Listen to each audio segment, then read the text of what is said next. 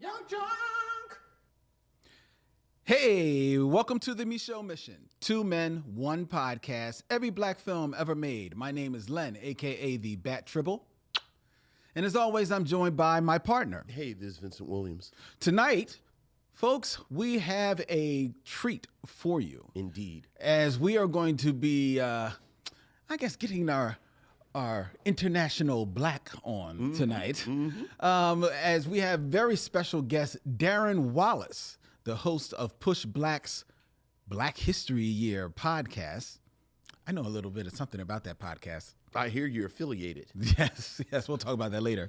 Darren Wallace is going to be joining us live here in studio to review from 2019 Bacurau, a eerie Western Afro-Brazilian horror thriller type of movie. Tinge of Afrofuturism.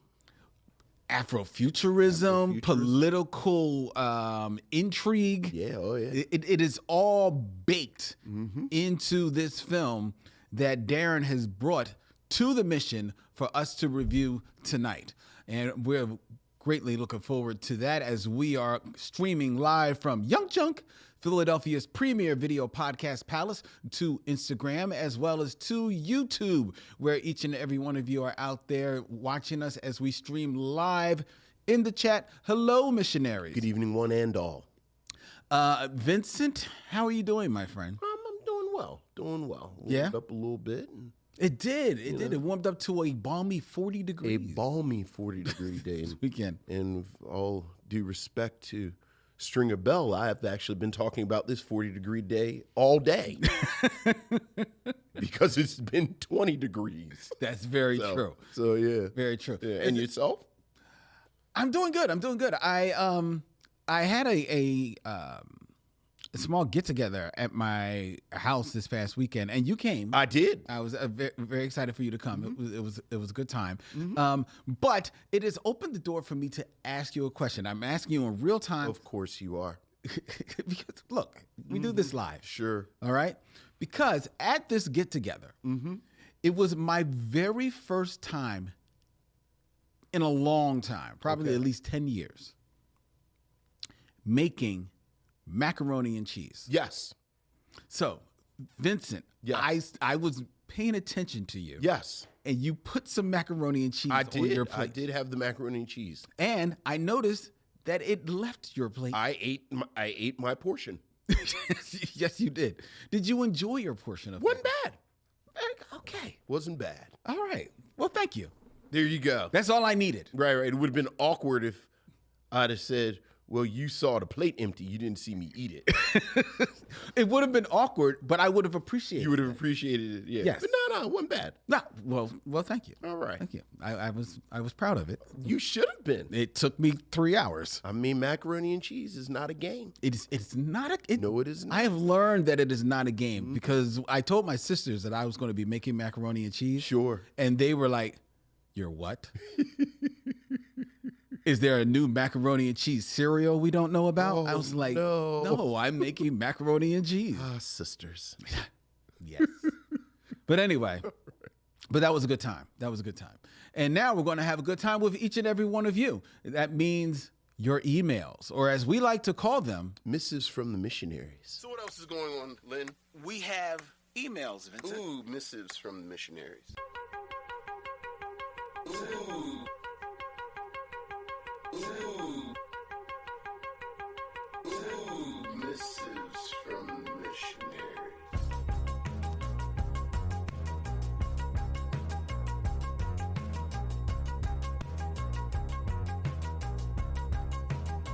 Vincent, we have an email from Corey Nicole. Hey, what's up, Corey?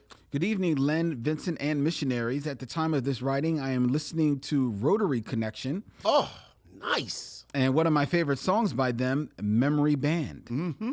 I hope I don't get in trouble for saying this, but Len geeking out at simple things is really cute. He is a handsome man. There you go. Well, thank you.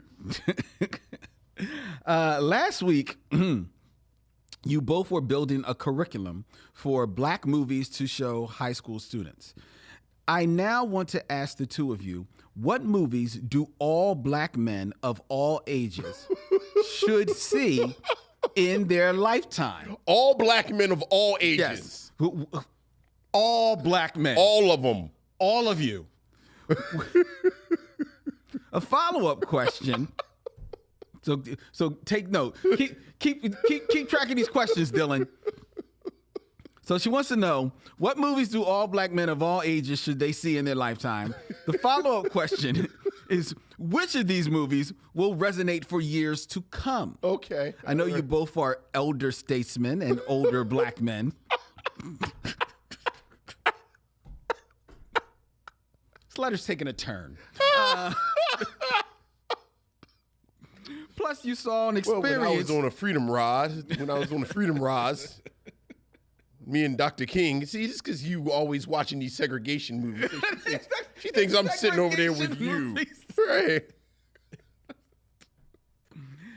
Just because they're pre the March on Washington doesn't mean they're segregation movies. Anyway, Corey continues. Maybe lose my space.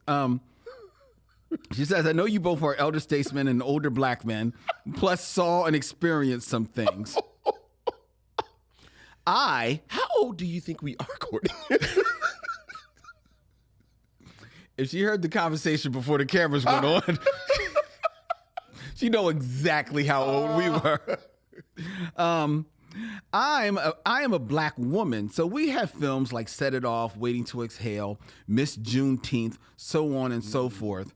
But I do have a couple of suggestions for you to chime in on and come up with other films. First of all, I challenge you a little bit. While I believe that every black woman would do themselves a great service if they watch Miss Juneteenth, I would bet that most black women are not aware of that film. Sure. Because it's a very smaller independent film, didn't get a whole lot of distribution. But it is an excellent movie. Very good film.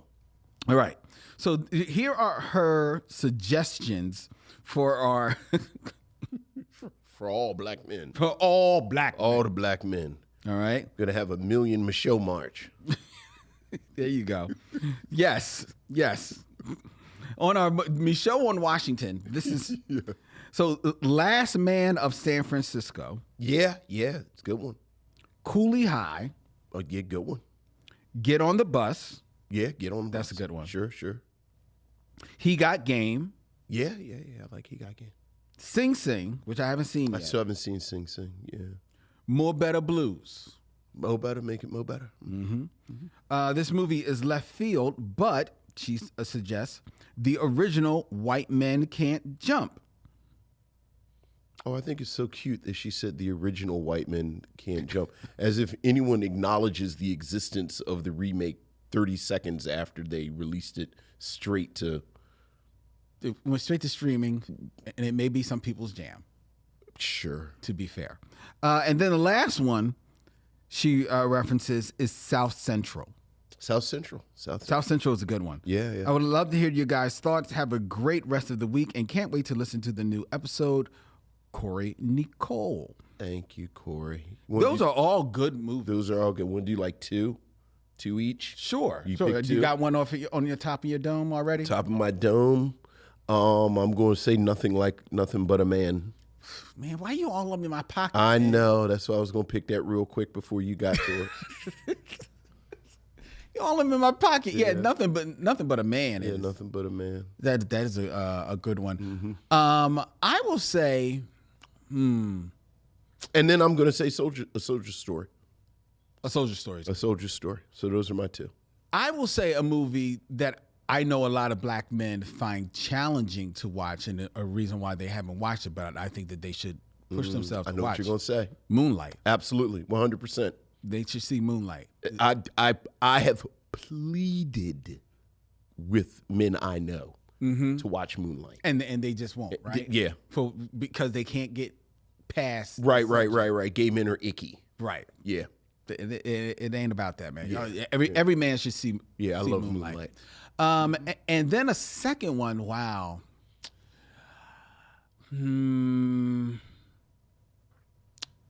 A second one that all black men should see. Little Man with the Wayans brothers. You know, that's probably that. That's on my short list. On your short list. Oh, I see what you did there. I would say no.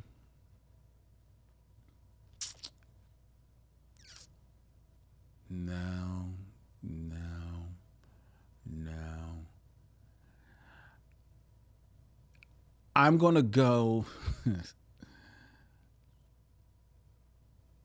I don't know. Wow. You know what? Hell, Love Jones. Love Jones. Love Jones. There you go. There you go. Those are good ones. There you go. So all the black men, every black man.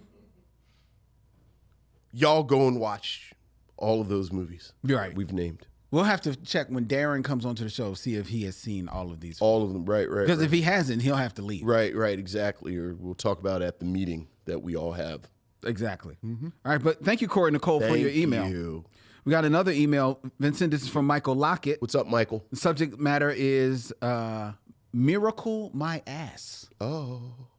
What's up, my brothers? I hope the week has treated you both well. Before I get into any movie talk, my son, who listens and watches the show with me every once in a while, asked me to share this snippet of a conversation that we had. Okay. Son, Dad, these two act like you. Michael, well, they're a tad older, but yeah, we grew up black in the same time. Son, that one guy laughs like Dr. Hibbert. Vincent. Yeah. Michael, yeah, he do, but I'll take that all day, every day over the Eddie Murphy snort. Now, neither of us can watch The Simpsons without thinking about the Micheaux mission. Well, that's nice. I'll take that. That's nice. And I think we are landing on that we are older than our audience. Apparently. Like Vince, this was my first time watching Miracle at St. Anna. I am so glad I avoided this all these years. I think The Five Bloods is the only war movie Spike should have done. This outing was someone trying to be precious with the source material and not make a great movie. The A, B, and C stories are all muted and mushed together. Although the source material was good, I find a more compelling read the book Half American, the epic story of African Americans fighting World War II at home and abroad by Matthew Delmont.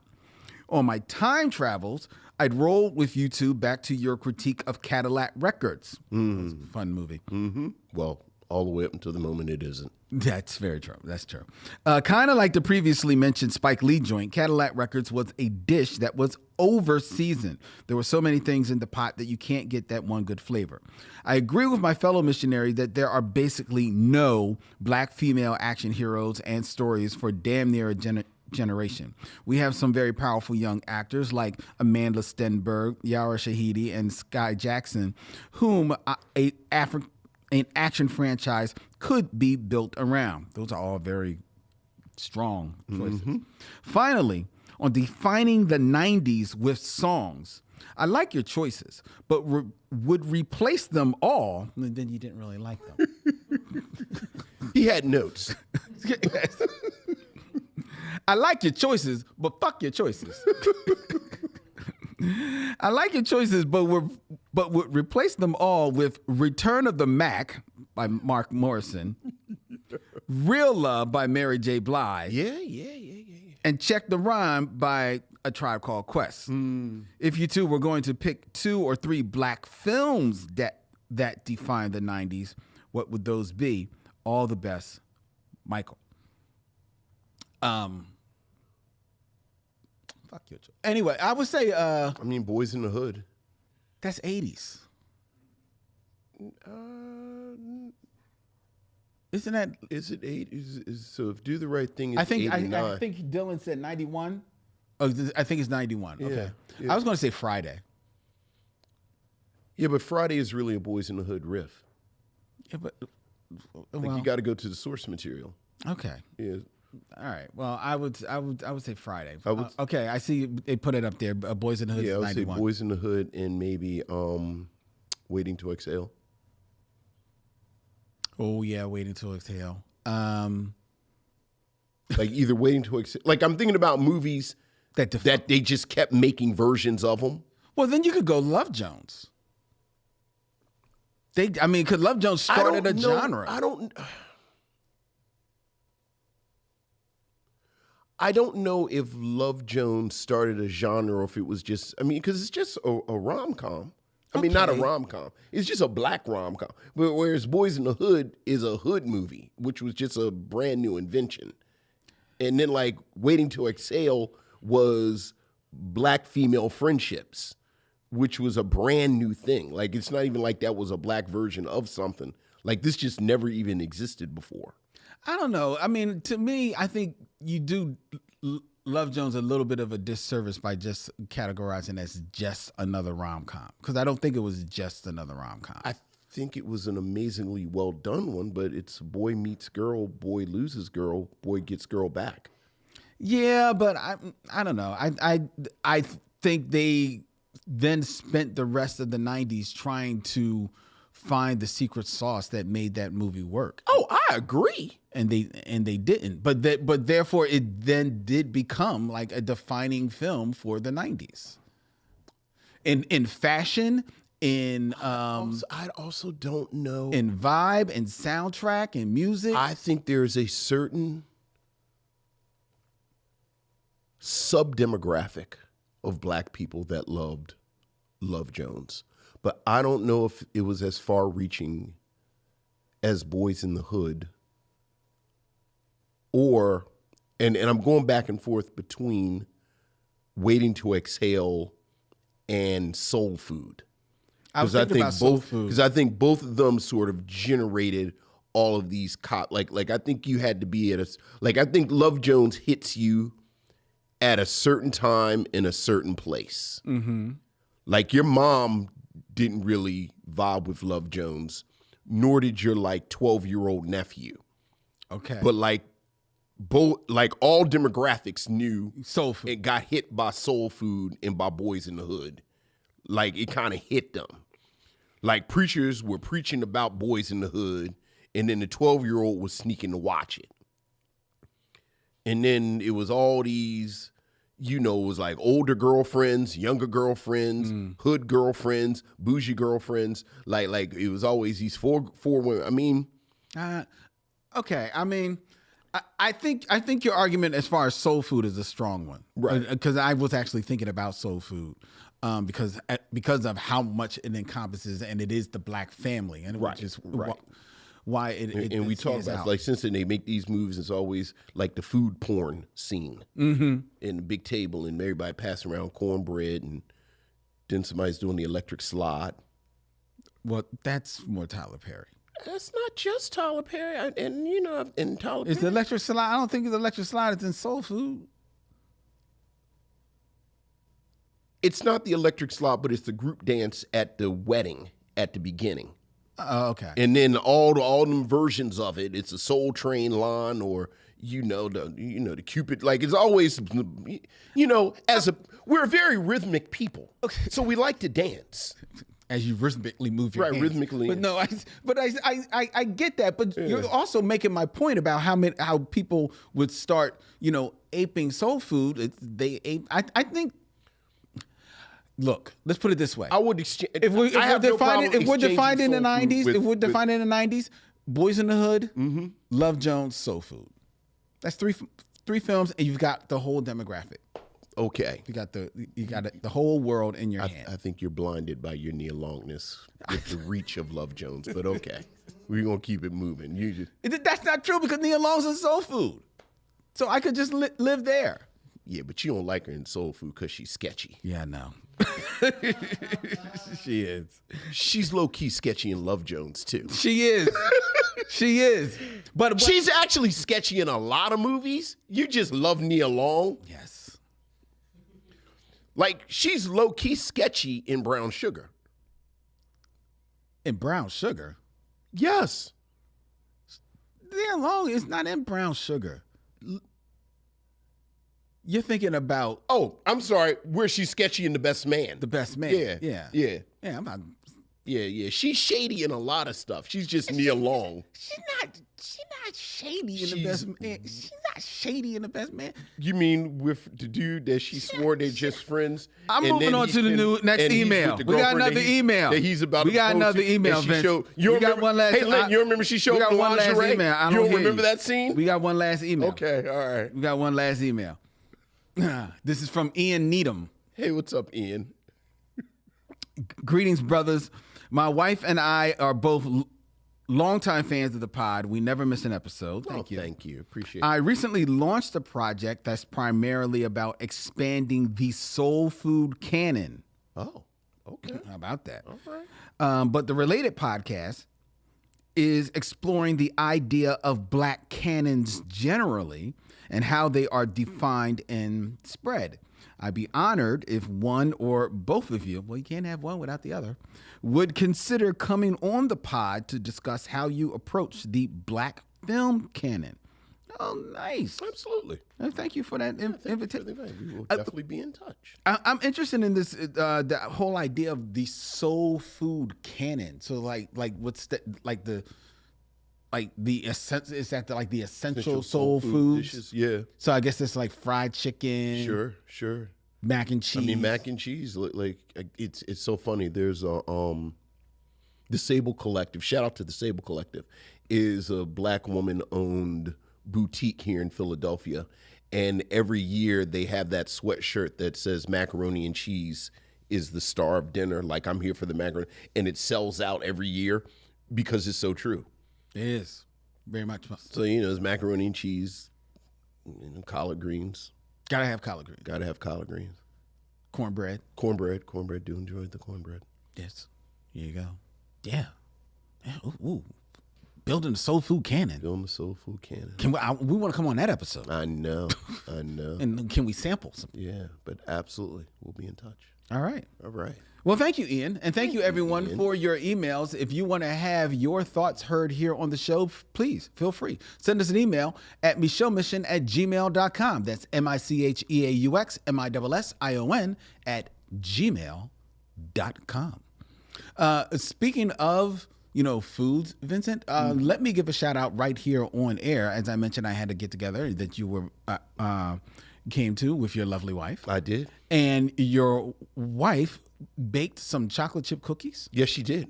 For the event. She did. And they were a hit. Yeah. They quickly evaporated. Yeah. Oh yeah. Delicious. Yeah, I don't really mess with Wendy in the cookies. Like she only makes them once a year usually, and actually we like nuts in ours. Like we don't. She doesn't make them like pecans and walnuts. Yeah, and she doesn't like give them because people have nut allergies. Mm-hmm. But with the pecans in them, in our house we call them crack cookies. Y'all just be hitting them. Right. So it's like we really had to have like a family meeting. It's like, okay, the holidays, you make these cookies. And that's it. That's it. So when she makes them for the holidays, like how many is she making at a time? Just because it's got to get through the holidays. Just until they're gone. Dozens upon dozens. So she's constantly just making them. It's the crack cookies, and then she makes these cheesecake cookies, and it's just cheesecake cookies. Yes, it's a lot. I'm drooling. I know. You know me and cheesecake, man. I know. All right. Well, Vincent's house for New Year's. Yeah.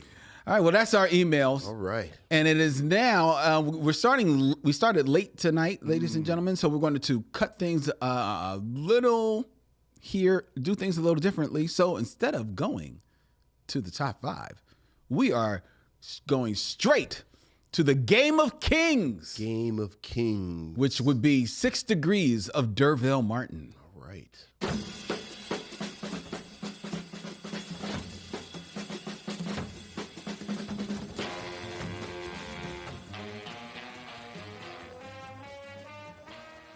Six Degrees of D'Urville Martin, where I have 2 actors. I present them to Vincent, and he has 6 films or less to connect each actor to D'Urville Martin. That's sexy, suave, swinging soul brother of 70s blaxploitation films that you all know and love. It is. It is. Vincent, we're going to keep this in theme. Okay. All right. We are going to be reviewing with Darren Wallace Bacurau later tonight. That stars one Sonia Braga. Yes, it does. Sonia Braga Yes, it does. is the first actor that you have 6 movies Okay. or less All right. to connect And I thought I to might have her. Derville Martin. Right. The funny thing is, before I did the research, I would have spent 5 minutes going back and forth with you until you actually looked it up, connecting her to Predator 2. Because I oftentimes get her mixed up with Maria Conchita Alonso. But she was not in Predator 2. No, she was not. However, Derville Martin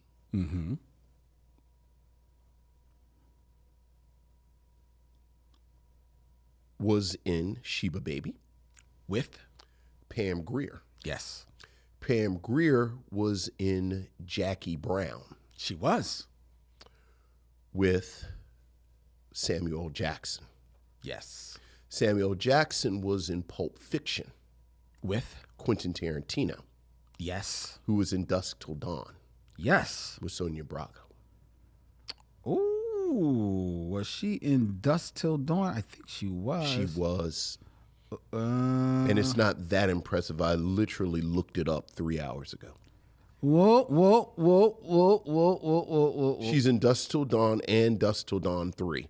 I don't know if she was in Dusk Till Dawn 2, but She is in from Dusk Till Dawn 3. you got to scroll all the way down to the bottom of the call list.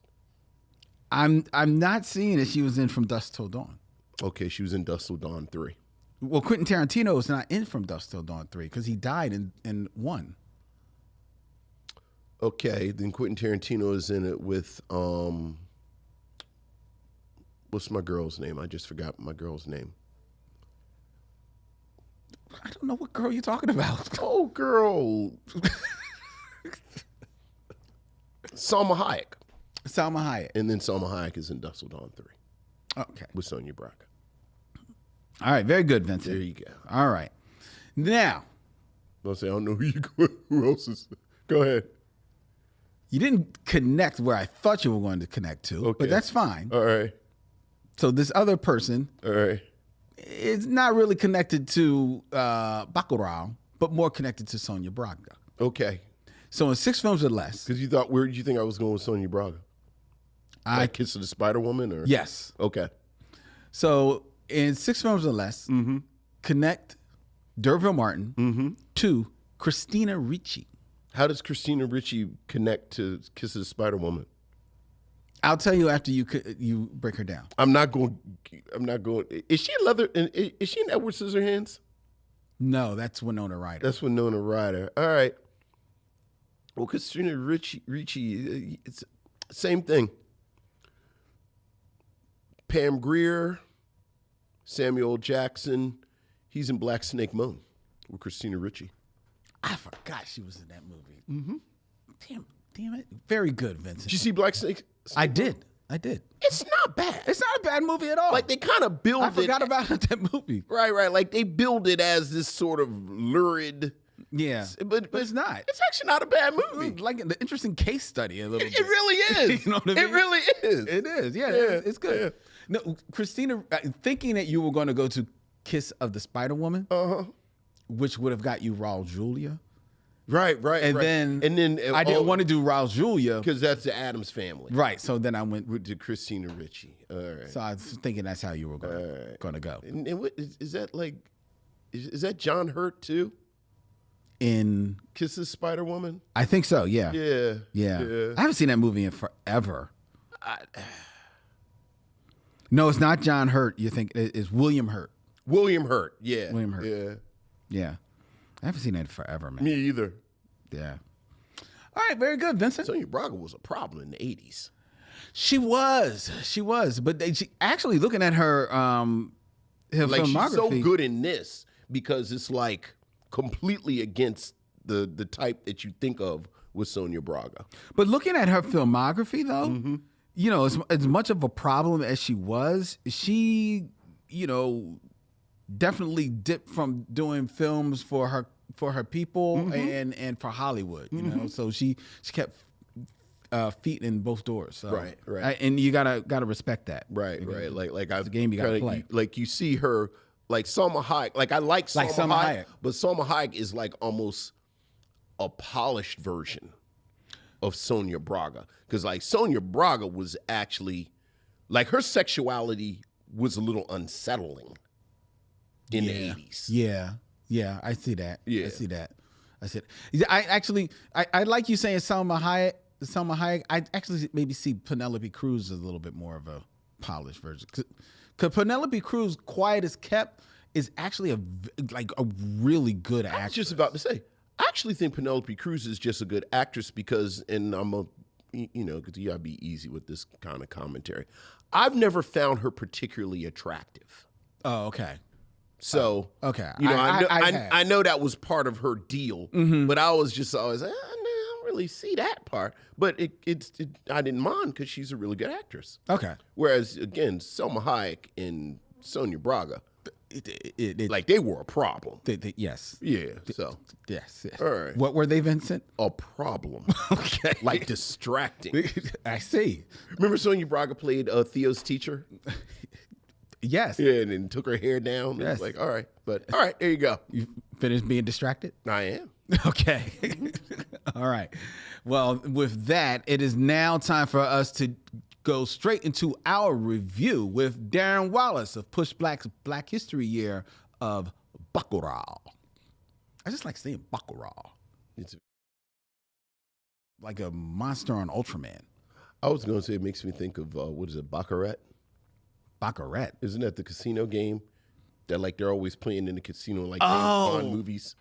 Is that what it's called, Baccarat? Yeah, I know what it is. I might not be pronouncing it right. They put the dice in like a chute. And I don't really understand the rules. Me neither. I just know it's always dudes with tuxedos. I know. Standing around playing. Yes, I don't understand it either. And then like the dude like calls out words. Me neither. Tangerine, orange. It's like, oh, I guess that's good. We have to stop talking because Dylan has to take a break. Sure. All right, so that Darren can come in all right, and sit down okay. and just magically appear in the seat. Right. You know, it's the power of podcasting live. All right. So we're going to take a pause so that he can put a picture up. Right. And then Darren can magically appear here on the screen. Perfect. Don't touch that dial.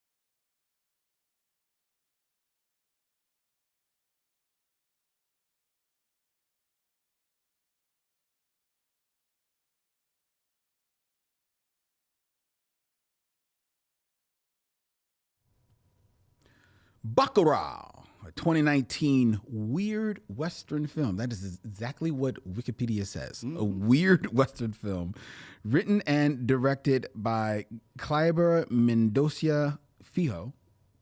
Excuse me if I'm mispronouncing the name. The film, a co-production between Brazil and France, revolves around Bacurau, a fictional small town in the Brazilian Sertão that is beset by strange happenings following the death of its matriarch, Carmelita, at the age of 94. This film is... it is just almost like a fever dream of a movie. That's all I can say. And it is brought to the mission by our very special guest. You probably know his voice as the host of Push Black's Black History Year podcast, which will soon be debuting its 10th season of exploring the history that you did not learn in school. Put your hands together, missionaries, for my friend, Darren Wallace. All right. Welcome. What's up, welcome. D? Thank you. Thank you, for being Lynn. here. No, thank y'all. Thank y'all. It's been a pleasure just listening to y'all. So appreciate being here. Appreciate y'all checking out Bacurau. Super curious to hear some thoughts on that. Okay. Yeah. I don't even know where to begin. Well, before we get into that, Okay. before we touch on that, let's talk about like you for a little bit. Copy that. You know, so like you're not only the host of the Black History Year podcast, which is a phenomenal podcast. You know, I mean, produced. It, Well produced. Yes. maybe the best produced podcast in America. Sure. It's kind of neck and neck with this one. You know what? I would neck and say neck. that it's funny how things work out neck that and way. neck with this one. But you're also, from what I understand, reading in your bio, that you're the chief content strategist for Push Black. Yeah. What does that mean? What? You know, I'm still learning. We're still working on the job description. But essentially, I think through something called narrative influence or narrative impact. So at Push Black, you know, we tell stories on Black history that's empowering, but also targeting just some of the more dehumanizing aspects of our experience. But as a content strategist, my main role is really to think through what sort of kind of ideologies, behaviors, ways of thinking, ways of being we want our audience to adopt. Right. And, you know, our political line at Push Black, really, it's related to the film today, really hovers around this notion of decoloniality. How do we decolonize all the stuff that's still with us today? Yeah. So me as a content strategist is really just thinking through, okay, whether it's written, audio, or video, it's like, how might we pursue the most impact with our particular audience in terms of just shifting certain mindsets, shifting certain ways of understanding our world? So yeah, that's it at a pretty much high level, if that makes sense. But no, that's cool. But that's it on a high level. But where do you come in? Well, it's like, is that always been your perspective? This need to be, you know, step away from colonialism? Oh my gosh. Ooh wee. We're about to get pretty deep. Not too deep. It's 8:43. Copy that. See if I can do this in like 2 minutes. No, fam. That trajectory really began for me with Katrina. So, Oh, really? yeah. That's right. Because you're from the area, you're a right? Louisiana native. Yeah, born and raised. Spent about half my life in New Orleans, and I started undergrad at Xavier University of Louisiana. Okay. Xavier. Oh, you know about My Xavier. daughter almost went to Xavier. Okay. Sorry to hear that. Hey, look, Xavier makes black doctors, from what I hear. Yes, yeah. Most of the time they do. Yes. But I started undergrad 2 weeks before Katrina hit. Wow. Yeah, 2 weeks. And I'm a completely different person than who I was right before that storm hit southern Louisiana. Really? The whole Gulf Coast. Oh, by far. Back then, man, Lynn, you wouldn't recognize me. Back then, I was actually more of a jock. The only reason why I went to Xavier, because, you know, it's like super expensive. I had a cross country and track scholarship. Okay. Yeah, and I actually thought I wanted to go to the Olympics. Wow. Long distance, yeah. Katrina hit, couldn't race for like a year and a half, and I had to figure some other things out. I was fortunate, though, because Xavier is very peculiar because it's the only HBCU that's also like historically Catholic Yeah. in the Western Hemisphere. Like, that doesn't exist on this side too much. And at Xavier, they make everyone study something called liberation theology. And that's where some of the beginnings of some of the language, ways of thinking about colonialism, understanding how it still impacts us today, shapes us today on the infrastructural level, individual level, everything. That's where that journey began for me. Was there one thing that you studied, one particular like nugget that was like, was the light bulb in your head and you made you just say, ooh. Okay. I can't say it was one thing, but if I had to deduce it down to one thing, I would say Black liberation theology, because around that time, I wasn't that interested in theology whatsoever, certainly not religious. However, it was able to reframe just the Christian gospel to make it more in alignment with where myself and where Black communities were during that time, post-Katrina. Where I was able to understand Christianity as being a champion for the oppressed, downtrodden. And it got pretty radical too. Some of the things that we would read, it actually comes out of the context of the film that we kind of watch for today. There were priests who would endorse like insurrectionary violence, as a expression of Christ-like love. Exactly, yeah. And that's what really transformed me. I was like, oh my God, I never was able to kind of make those connections before. So that's where I would trace it back to. Okay. All right, cool. Well, we appreciate you coming, Absolutely. taking the time. And bringing this film. Thank you. Yeah. First of all, thank you for teaching me how to pronounce the film. I appreciate that because I was calling it Background for a minute, and it's like that doesn't sound right. It's not even a D in the word. You went to the D. I put a G in there. you went to the Pulling letters out of a bag. I'm a Scrabble guy, but so with that being said, when were you first introduced to this film? Man, I did. It came out 2019. Yeah, it came out in 2019. I was not aware of it at all until 2022. So I'm also, for now, a PhD student at UC Santa Cruz studying film and digital media, and they have a brilliant cohort of students that they bring in from all around the world. One of my classmates she's from Morocco, Yasmin bin Abdullah, very much interested in decolonizing the archives. And she knew I was interested in like decolonizing just filmmaking practices, the way that we understand storytelling in the West. And she asked me like, hey, you ever seen Bacurau? I was like, no, what are you talking about? She's like, no, you should really check this out. I'm curious to see what you think about it. And I put it on one evening. It would have been February 2022. And oh my gosh. Let me just share this one little personal bit. Go ahead. Okay, so I don't know if y'all recall the music that opens the film. You remember that note? Okay. Fam, it was so serendipitous. When that film came on and that particular track played, right after I left Xavier and I moved to Chicago, I actually started a film collective called Kinfolk Collective. And you're actually familiar with one of the founders, Lynn. Me and him vibe very, very closely. And we really want to think of an audio signature for our collective. And we came across this one song. It was mixed together, part of like Mad Libs, long DJ mixes, things of that nature. Oh, yeah. And we're like, oh my God, what is this? And we fell in love with that song. So much so that the other founder of Kinfolk actually had that song played at his wedding, like an acoustic version of it. Wow. Deep. And that would have been like 2016, right? So this film comes on, first song that plays. I'm like, oh my God, what's going on? Let me sit up.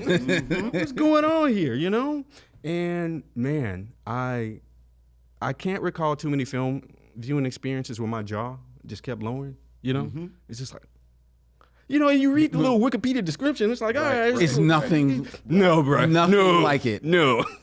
Can you even write a description for a film like this? That does it justice? No, that does it justice. No, it doesn't maybe give it away or anything like that. No, not at all. Not at all. So, what did you think of the film? Because the story of the film is amazing. It's a film that starts off, you think you're just, going to be in this small town in Brazil. And it's like, oh, I'm going to learn about the people in this town. Right. These are the people in my neighborhood. Even though it's a little weird because it's not often that you see a truck full of coffins involved in a car accident.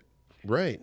And how normalized the coffins are. which to your point, kind of connecting it to the diaspora, connecting it to the experiences that we have. We're old enough, like, kind of going through the crack era where just sort of death was just so normalized in our communities. Yeah. I thought immediately from that, like you said, okay, well, there's something going on with these coffins. The fact that everyone is so Nonchalant and comfortable. And when we deliver supplies, well, we have books, we have medicine, we have coffins, we have clothes, we have, and it's like, oh, so this is just part of the supplies. Yeah. I'm very curious though. Beyond the coffins, was there a particular moment where you felt like, wait a minute, this is totally not what I'm expecting? Was there? Because for me, it was like almost scene after scene, Right? Like literally. Well, it's. I think it's appropriate you were talking about different approaches to narrative, and reading a little bit about the film, and kind of knowing how the plot's going to unfold. The aspect that spoke to me the most was the pace. And you see, this is a film, and we talk about this a lot, how long these films are. There's a film that's an hour and a half. It's a film that's 2 hours. And this film is 2+ hours.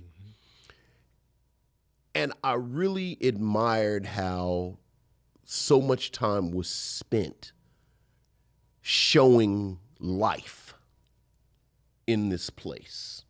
Like, this is not just... it's almost like, it's almost like, in a way, almost metatextual. Like you go into these things as viewers, and I have to tell you, this is a film that I never would have chosen, and Lynn probably wouldn't have chosen. We've said it over the years. We know who we are, so we're very hesitant to speak to films from other parts of the diaspora, just because, frankly, I'll speak for myself and not Lynn. I don't know if I necessarily have the language all the time to respect it the way it's supposed to be respected. So, I'll watch Black Orpheus, but I would never sit here and say, this is what you need to know about Black Orpheus. Just because I don't understand, Brazil like that. And I think oftentimes as Western audiences, when we see these locales, it's almost like this Orientalism, where it's like, okay, it's these weird foreign people, and it's got the music, and they're probably eating something spicy, and you're waiting for the plot to come in. Like, this is just the setting for the plot. Like, we're going to have a riff on the most dangerous game. Like, that's coming. So, but I like that the film, and I don't even want to use the word leisurely, because I think that implies a certain point of view saying that this is leisurely. But I like how it was so much space that by the time this most dangerous game plot starts with them hunting people, you're invested. You're invested, and you're as outraged as they are. Right. That how dare just like you said, you're waiting for kind of like waiting for that plot, but in waiting for that plot and in taking in all of the domesticity that is happening there and in this town, so much so that you become a fly on the wall, not of just the kitchen, not of just the side of the house. You're a fly on the wall in the bathroom, in the shower, right? I'm like, whoa, okay, okay. Talk about yes. Yo, there is a. All right, hello, sir. How? Right. Hello. Oh my God. But you know what? But I loved it because it was not sexualized. Like, there's nudity galore in this film. I mean, there's sex. There's sex in it, but it's not lurid. None of it is lurid. None of it is gratuitous in any way. It just feels matter of fact. It's life. But in that matter of factness, in that life going on, because you've already been set up by the coffins early on. And then you've been slowly catching on to things. The town is all of a sudden not appearing on the map.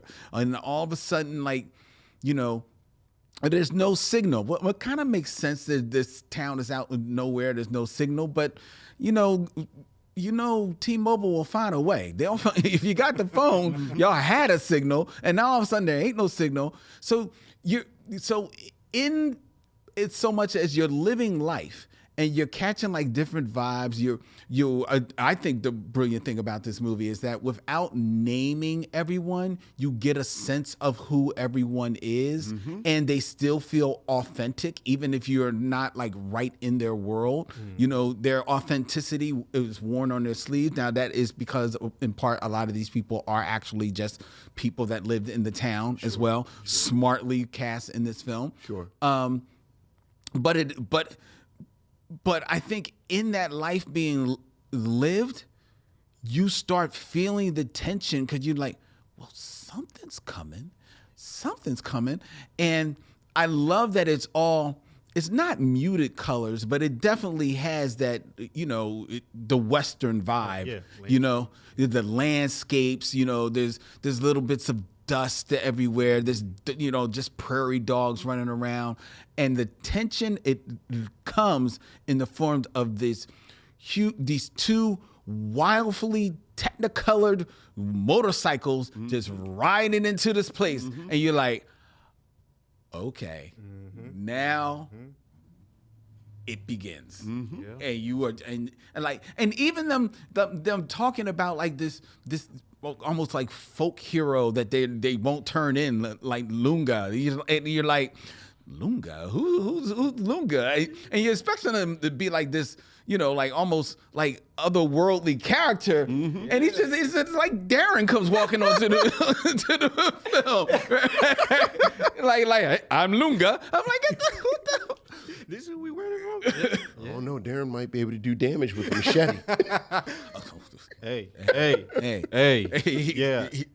Man, that always does take me aback now that you mention it. Just like the violence, even though I don't feel as gratuitous, every moment does feel intentional. Oh, yes. Yes. But it does shock me, though. Particularly the last third of the film, once the dangerous game really ramps up and they try to invade that town. My God. One thing I want to say really quickly, though, Vincent, I love how you mentioned the pace. Lynn, I love how you mentioned just the place making that takes place for like the first half of the film. I could just sit with that for so long. Oh, man. I almost didn't even need a plot. I was just like, You don't need the plot. yeah. It's just like, man, we're just with these folks. You just want to go back to that town. Yeah, and it doesn't feel like this exotic, you know. And I think part of that has to do with I don't know if this came up for y'all while watching it, but just like the Black history of Brazil, you know, thinking about Bahia, the Colombos, kind of maroonage towns that were created after colonialism, all that kind of stirred in the pot here. And I just appreciate just being able to watch a different vision of what life could be, what a village could be, what family could be, what community is, community is. Because there's a beautiful moment in this film, and Sonia Brogdon is definitely the biggest name in this film. Sure. But so by virtue of that, she's kind of like the star of the film. But in no way is she like overpowering in the film. She's basically like just She's quite generous, actually. Very generous. But there's a scene where, you know, the matriarch Carmelita, the film opens with her funeral, which is this beautiful, just, you know, just people just there in her home, you know, because of what she meant to them. You know, they're sharing stories, they're sharing food, they're sharing love, as she is sitting in the bed, you know, ready for her final, you know, walk with the town. And Sonia Brogdon's character, Dominguez, I believe, or the Dr. Dominguez, she was friends with Carmelita, but for one reason or another, she's angry. She's upset. She's a little drunk, she admits, but she's angry, upset. And the film gives room for her to voice her anger, and everybody accepts it because they know where it's coming from. And then it moves on. Right. And then the film without missing a beat, later finds a moment for everyone to accept her apology for her performance, for her behavior, and they're like, okay, and we're going to move on, because that's what family and community does. Exactly. It was a real beautiful moment on that film. Absolutely. One piece I really, really want to lift up. I'm curious how this landed with y'all. And Vincent, thinking back to what you mentioned around pacing, the way in which this film navigates so many different genres, right? Absolutely. Yeah, I mean, you mentioned Afrofuturism earlier. Absolutely, a Western. Bit of horror in there as well. Oh, most definitely. Yeah. Oh my God, one of the most horrific moments for me, and there are a few. Certainly, the murder of a few of the countryside folks. But also the assassins, right? I learned in the script. So the bikers, Yes. right? In the script, apparently they're only named as foreigners. They don't have names in the script. Right, Very, very interesting. But that moment where they sit down with the kind of larger group of mercenaries, and they say, "Oh yeah, The Americans." Yeah, the Americans, right? And just oh my God, it feels like the film really slows down. It is speaking of genre and all the different aspects to it. It's such a tense moment where the two assassins are realizing they're standing with these people, which I think when you read about it, people talk about it as sort of a piece of radical text and it's political, and I think it is, but this is such a pointed and charged moment where they're discussing whiteness. Yes. And what they're really discussing is power. Exactly. And who gets to sit where. And it is, unfortunately, as people are learning 8 days into this new world, that you sort of signing up for this white adjacency. Like I'm going to be white adjacent, and that's going to be my plan. And whoever would have thought the leopards would eat my face. And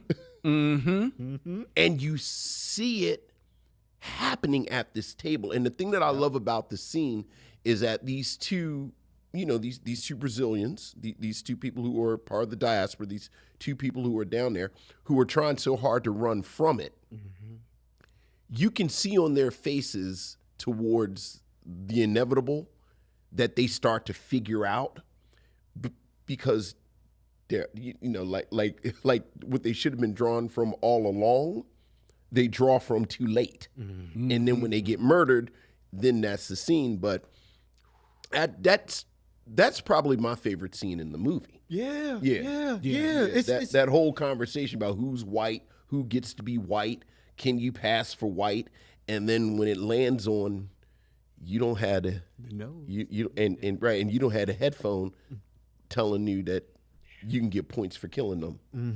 So it's chilling. I was really seriously curious. Can y'all think of any other scenes like that in American cinema, at least, where whiteness is kind of discussed that explicitly? It's tough to call to mind. Honestly, right after that scene, I was like, I don't see how a film like this could ever get made on these shores. Right, absolutely. Honestly, or at least even released. I can't think of a scene where whiteness is talked as bluntly as it is in that scene. And I too, like you, Vincent, definitely was watching that scene and was immedately put into the space of where we are today. Right. Because that is what we are seeing happening in real time. I had part of that happen this weekend, but that's on another story. But but what I also took from that scene, and I think that may be my favorite scene of this movie as well. I loved that in that there was an economy of words, and what I mean by that is because the tension was all there. Yeah, it was all there, and you could feel it. You could feel it ratcheting up, and you could feel that it just like just feeling like a knot, like, yo, this, and y'all don't see what I see, because they coming for y'all. The worm's about to turn, right? But as I'm watching that, I'm also thinking about the work of, keeping it in film, Quentin Tarantino. Absolutely. And I'm thinking of specifically one of his more famous scenes from Inglourious Bastards, where the guy comes and sits at the guy's table while the Jews are underneath the floorboard. And that is a phenomenal scene. But Quentin Tarantino loves his scene, but Quentin Tarantino loves himself so much that scene goes on probably a little bit too long. And with this one, it was just right. It was just enough, and therefore the violence is all that much more visceral and coming out of the blue, and that harder hitting, especially because in that flurry of violence, it's like boom, boom, boom, boom, boom, and then right after that, you see exactly what power is when all those white people are laughing in that moment, right, and they're just counting their points. Yeah, and I was like, oh, powerful moment. Woo! Yeah. I thought it was important how much resources were a part of the narrative. Like when the film starts, what they really, what struck me as much as the coffins was the role of water. Yeah. Oh yeah. And how much we talk about the rebels but this is really about water, and who does and does not have access to the water, and it really talking about this sort of being a almost a post-colonial text, like this parallel between we're going to use you for this blood sport. This place we don't acknowledge enough that we can literally remove it from the map. And this is about resources. Like all of this tied up together. I just thought it was really, really smart to show the viewer that all of these things are connected. Absolutely. On the water piece, as you mentioned it, I don't know if y'all recall this one moment in the intro, right after Carmelita's kind of burial ceremony, and I don't want to say I'm still trying to figure out what this means. I just prefer to kind of let it ride, but the use of psychotropic drugs. Oh, yeah. Yes. It's interesting. I don't know where to place that, but as you were speaking, Vince, I'm like, the moment where water bubbles out of that coffin, it's just like two perfect symbols of like life and death, like water and a coffin, and combining those gives us such a beautiful surrealist moment. Never explained, whatsoever. Just like, okay, that just happened. All right, yeah. But that's the beautiful part about this film. It can be at the same time grounded in the reality of the situation, but still has the space for more surreal, fanciful moments like that. Just the whole idea of like when the young girl comes back to the town, and old dude just pops the drug in her mouth, just like hello, like this is what we do here. Right. I'm like, what are we doing? I was like, and that doesn't really get explained until like 2 hours later. When you see everybody's like popping their Popeyes. I'm like, yo, what's going on here, man? I'm like, and the whole time, like this mystery of the museum of the town, I'm waiting, and you watch so many of these stories, you watch so many American stories. I'm waiting for the. They're all ghosts. They're all, like a third of the way down in my notes, I said, maybe they're ghosts. Maybe they're ghosts. Let's see. I'm just waiting. I'm waiting like you go to the museum. It's like, there she is. She's on the picture. 1794. Right. I'm just waiting, and it's like, nope. I'm like, what the hell is going on here? But to your point about the water coming out of the coffin, it's the way we've been trained and Yes. brainwashed. Yes. Like, we have to figure everything out. Like, everything has to have an answer because otherwise it's not important. And you know what? I was curious, and I wasn't able to find this out, but I was curious because this film is from 2019, right? Mm-hmm. And I think so many of the storytellers, directors, creatives of the last, let's say the 21st century, since 2000, so many of them, I think, have been influenced by American movie making, American storytelling, but I think there's also a blend of more international storytelling. And the first one that came to my mind when I was watching this was manga, and how manga plays with time sometimes in real time, and just ask you, the reader or the watcher, whether or not if it's an anime, to, you know, stay with us. Trust the audience that they are going to catch the clues that we give you that allow you to follow the story, which allows you to be more imaginative in your storytelling, which allows you to be more daring in the stories that you want to tell. Right. Because at its heart, this story, it's pretty lean, you know. It's like you said, it's right. The deadliest plot starts. Right. But the storytelling of it, the surrealistic aspects of it, the cinematography, it's a gorgeous movie. The way that it plays its tributes to even like Hitchcock in some of the scenes, especially with like the kids with the flashlights, you know.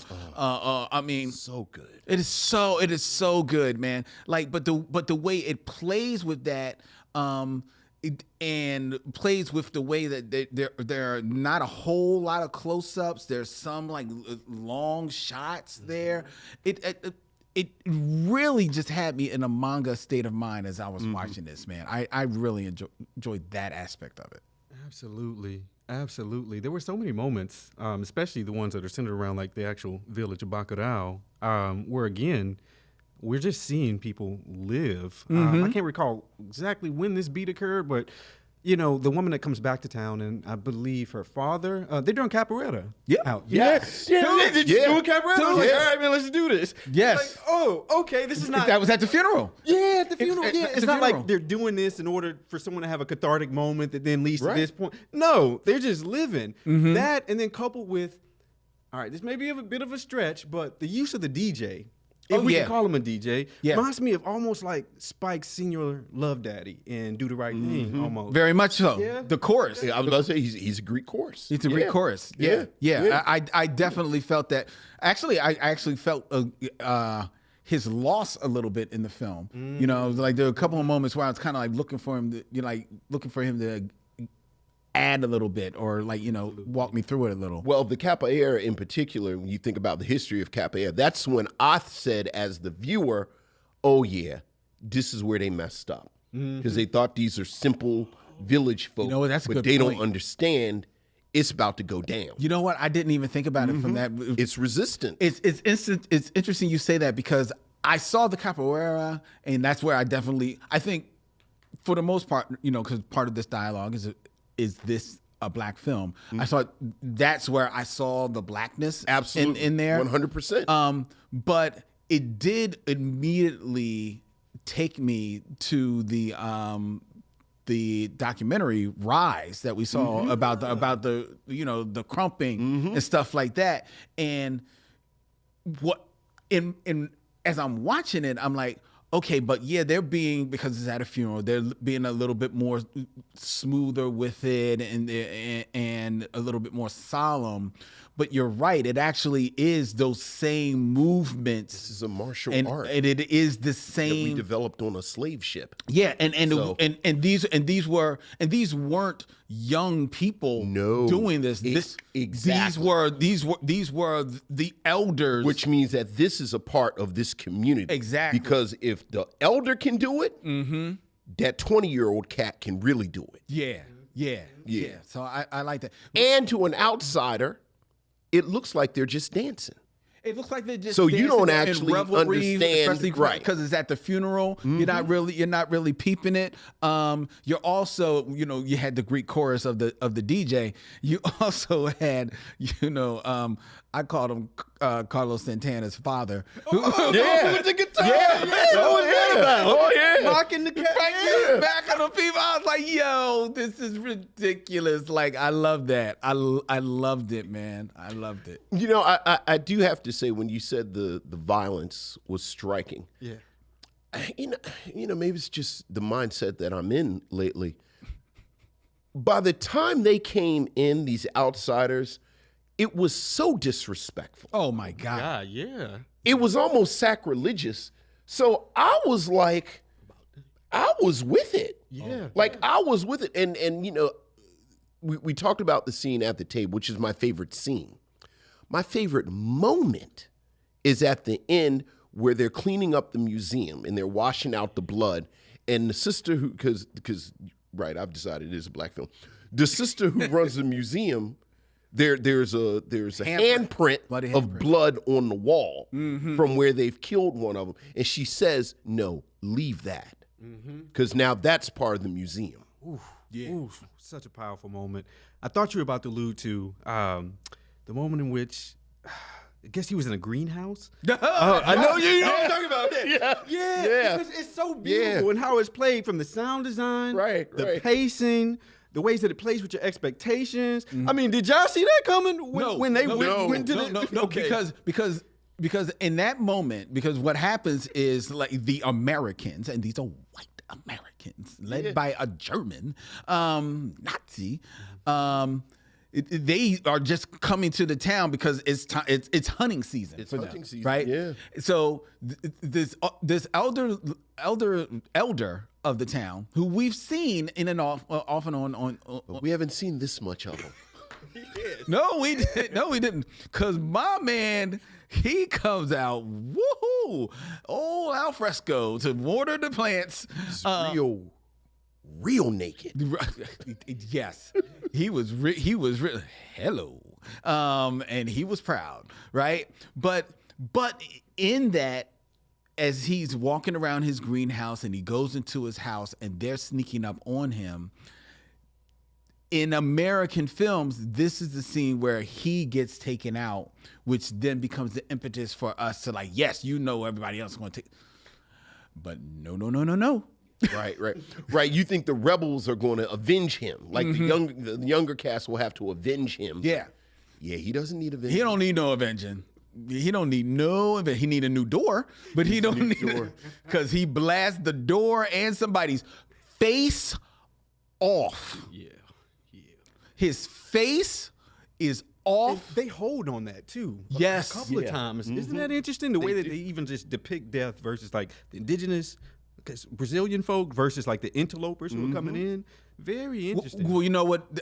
I appreciate that because that's what you want to see. You don't want to linger. Oftentimes you see the opposite. Yes. Oftentimes you see the victim laying in their blood, laying, dead, but no. And black pain has always been used for entertainment. So, you would, like you said, you would see the opposite, where it would be this graphic depiction of violence towards the older man and not the hunter. Right. So, but no. Yeah, it's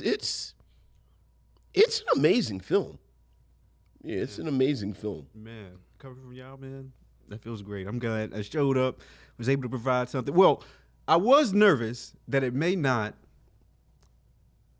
I want to say fit a criteria, but how might we understand this as a black film? And there are different entry points, but I was worried about that. Well, and that's a good point, because that leads us to the question, is this a black film? You are the one that brought this to the mission. So why was this your selection as a, how do you consider it a black film? Brilliant question, fam.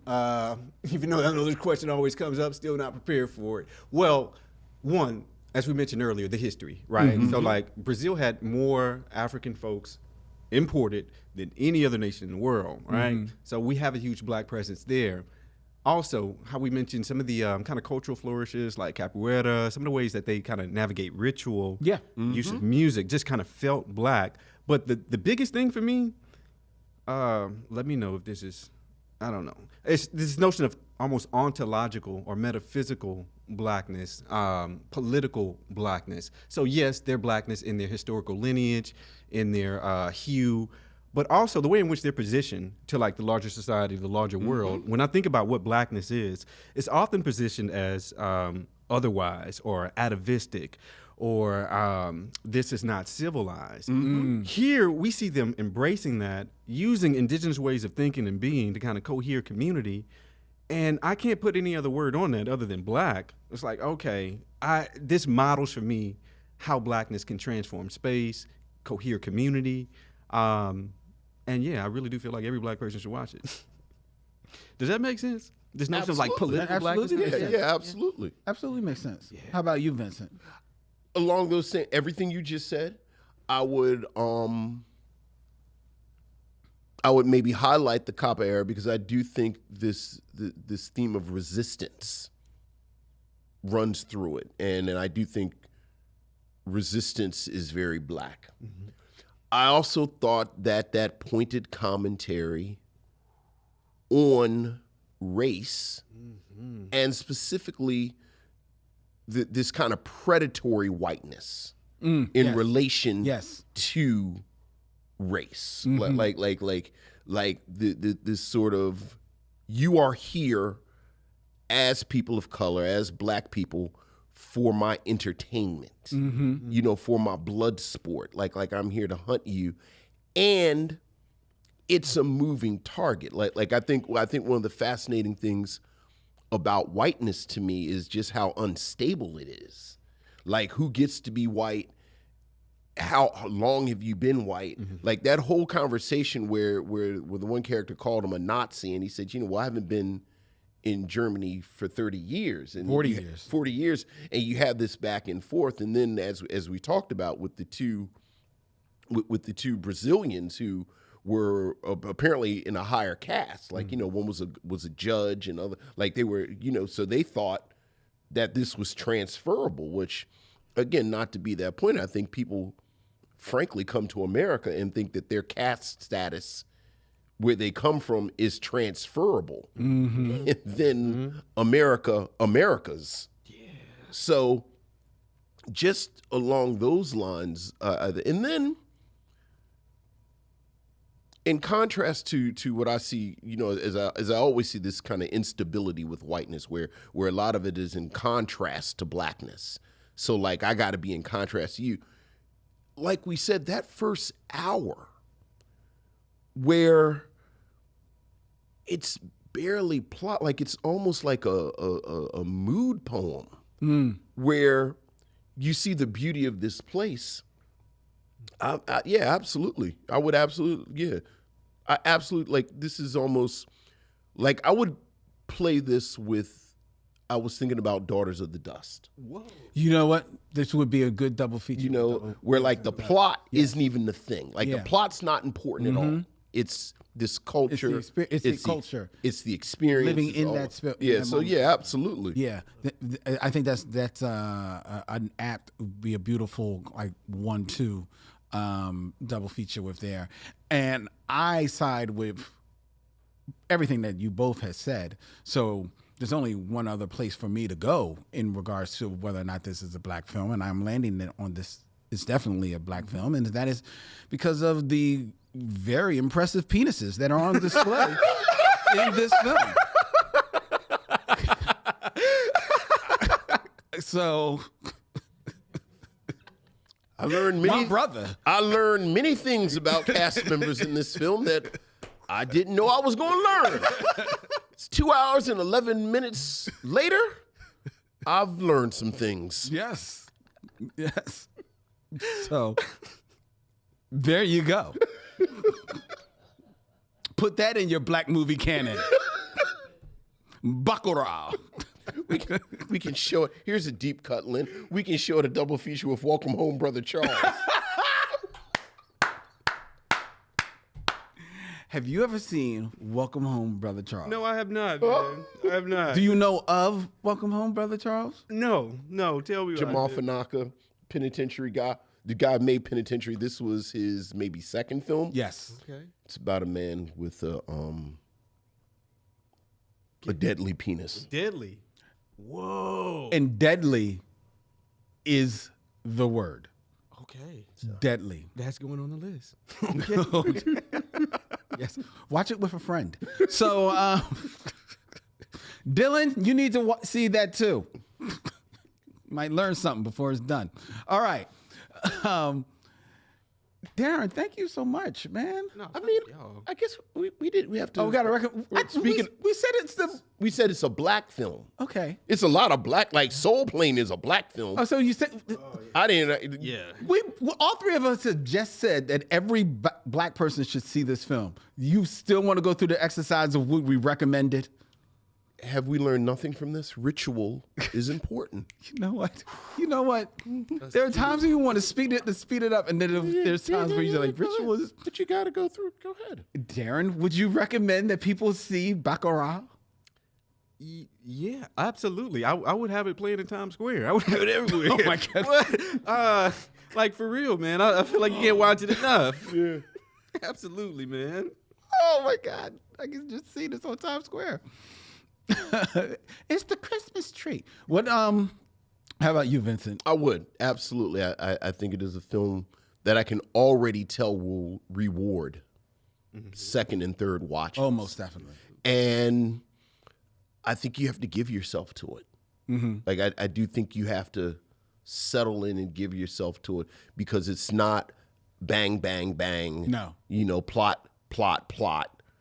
It really is an experience, but I think it's an experience worth having. Most certainly. 3 for 3. You should see Bacurau. Check it out. It's a great film. It is. I'm curious, Darren, before we get out of here, because I know you're a bit of a film scholar of your own. So as you heard, you were off listening on the side. Yeah. We have been tasked with building like a black film canon, or a film that every black man should see, Regardless of age. If there's anything, I think when you came on, when before the cameras came back on, you had mentioned The Wood. Mm-hmm. Absolutely. Why The Wood?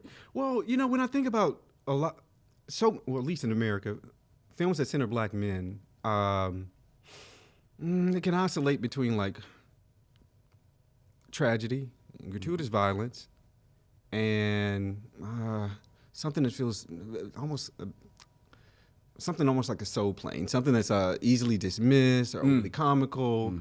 Rarely is it grounded, and specifically, rarely is it grounded in I won't say a coming of age experience, but no, for me, The Wood was really like a watershed moment for my generation. Because, we got our Boys in the Hood. Actually, the whole slew of early 90s, like, hood films. A lot of people felt like, all right, that's, like, where black men or black boys can see themselves. That was never really the. It's like, okay, I can see some things in there that kind of parallel or intersect with my own life. But when I think about The Wood, too often, black men on screen or just black people on screen, we can't just be.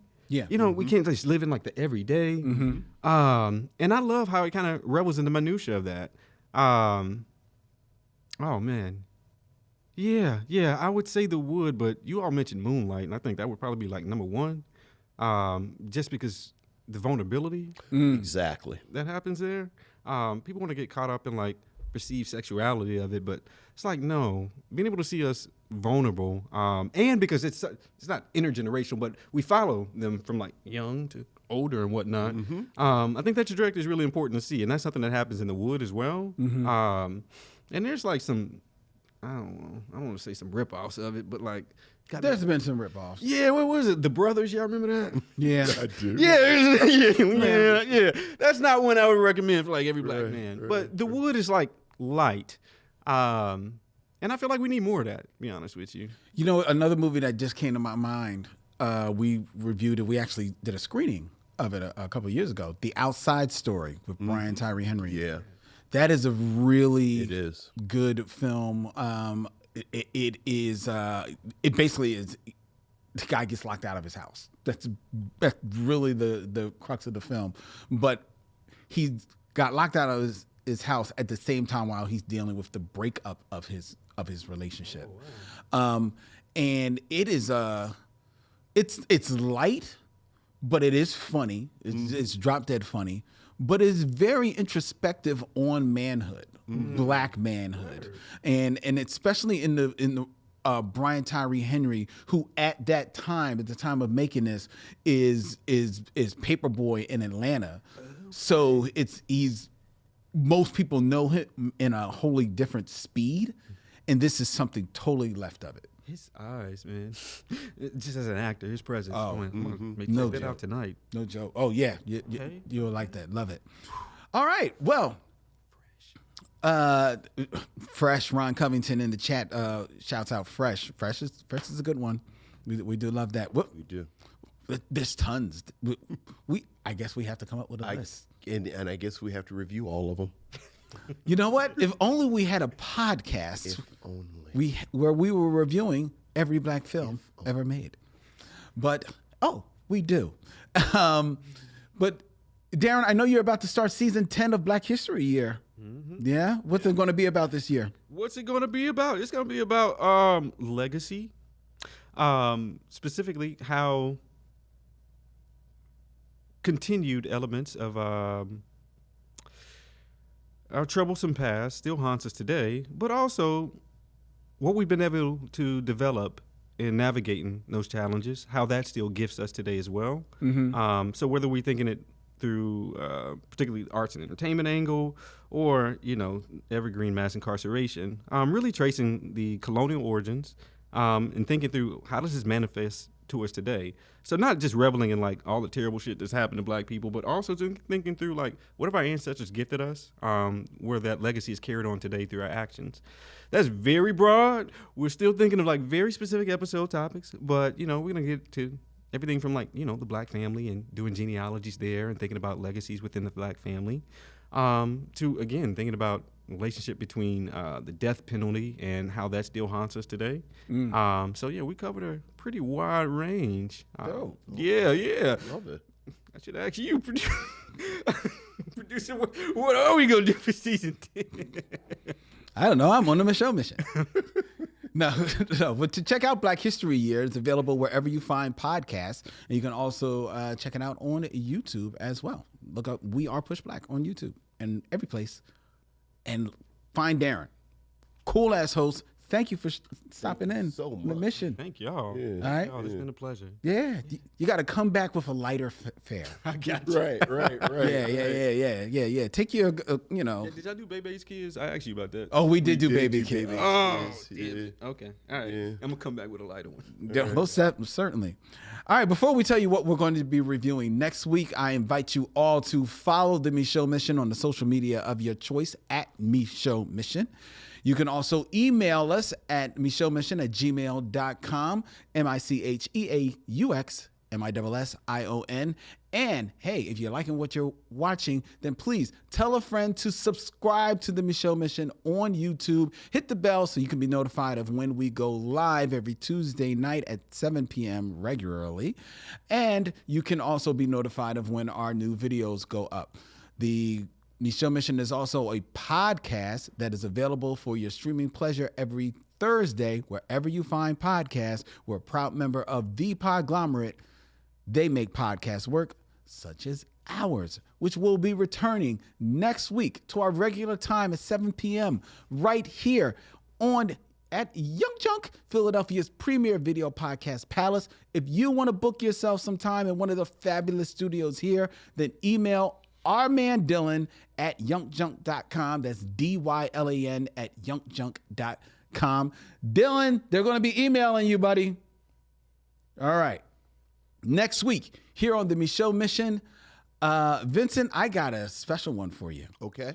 We are going to be digging into the crates a little bit. Okay. Not too far. We're We're not going before the March on Washington. Right. All right. We're only going back to 1988. Okay, so Black people didn't have to sit in the balcony to watch it.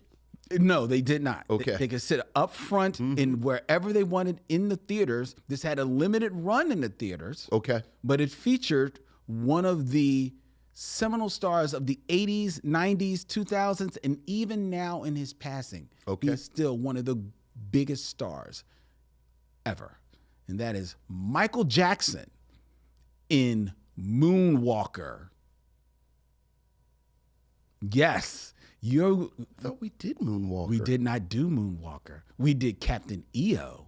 We never did Moonwalker, which is a collection of shorts films starring Michael Jackson. All right, I'm with it. Next week, All right. here on the Micheaux Mission. I can see my sister like pulling up in front of the TV. She's not going to leave for a week. Right.